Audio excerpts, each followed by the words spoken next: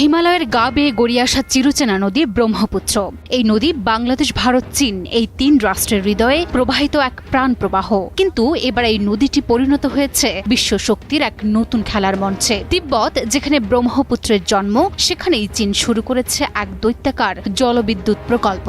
বিশ্বের সবচেয়ে বড় হাইড্রো ইলেকট্রিক বাঁধ, যার নির্মাণ শেষ হলে বদলে যেতে পারে সমগ্র দক্ষিণ এশিয়ার ভূগোল এবং ভাগ্য।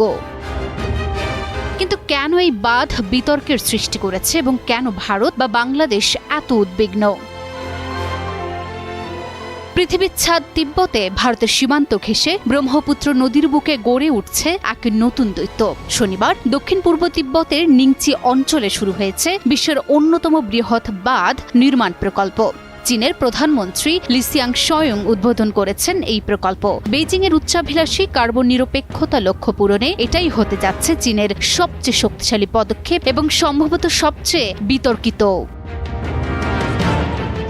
2024 সালের ডিসেম্বরে অনুমোদিত এই প্রকল্পে থাকছে 5টি বিশাল পানি বিদ্যুৎ কেন্দ্র। খরচ ধরা হয়েছে প্রায় 1.2 ট্রিলিয়ন ইউয়ান, অর্থাৎ 167 বিলিয়ন মার্কিন ডলার। চীনের দাবি, বিদ্যুৎ উৎপাদনে এটি ছাড়িয়ে যাবে ইয়াংজি নদীর বিখ্যাত থ্রি গর্জেস ড্যামকেও, কারণ তিব্বতে নির্মিতব্য বাঁধটি এর 3 গুণেরও বেশি বিদ্যুৎ উৎপাদন করবে। বিদ্যুৎ যাবে তিব্বতের গ্রাম থেকে শুরু করে চীনের শিল্প শহরগুলোতে। চীনের রাষ্ট্রীয় সংবাদ মাধ্যম সিনহুয়ার ভাষায় এই প্রকল্প তিব্বতের উন্নয়ন ও জাতীয় শক্তির অংশ।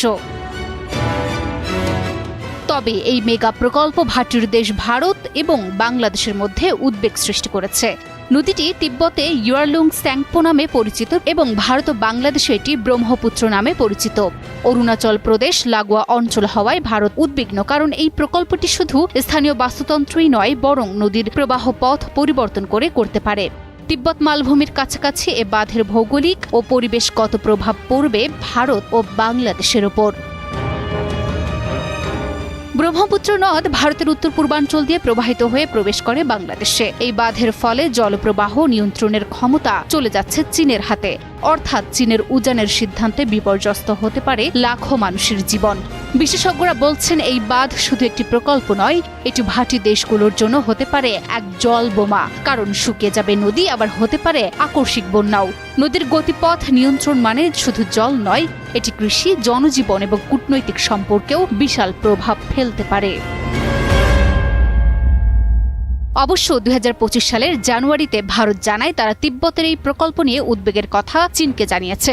ভারতের পররাষ্ট্র মন্ত্রণালয় তখন বলেছিল, চীনকে অনুরোধ করা হয়েছে যেন ব্রহ্মপুত্র নদীর উজানে কোনো কার্যকলাপের মাধ্যমে নিম্ন প্রবাহের রাষ্ট্রগুলোর স্বার্থ ক্ষুণ্ণ না হয়। ডিসেম্বরে অবশ্য চীনের পররাষ্ট্র মন্ত্রণালয় জানিয়েছিল যে এই প্রকল্পের কোনো নেতিবাচক প্রভাব নিম্ন প্রবাহে পড়বে না। কিন্তু বাস্তবতা কি এতই সহজ? বিশেষজ্ঞরা বলছেন ভিন্ন কথা। পরিবেশবিদরা সতর্ক করেছেন, তিব্বতের পরিবেশগতভাবে সংবেদনশীল অঞ্চলে এই ধরনের মেগা প্রকল্পগুলো অপরিণীয় ক্ষতি ডেকে আনতে পারে। ভারত ও চীন দীর্ঘদিন ধরে সীমান্ত বিরোধে জড়িত। এই অবস্থায় চীনের নতুন বাঁধ প্রকল্পকে দক্ষিণ এশিয়ার ভূরাজনীতিতে আরেকটি সম্ভাব্য অস্থিরতা হিসেবে দেখছেন বিশ্লেষকরা। Desk report, news 24।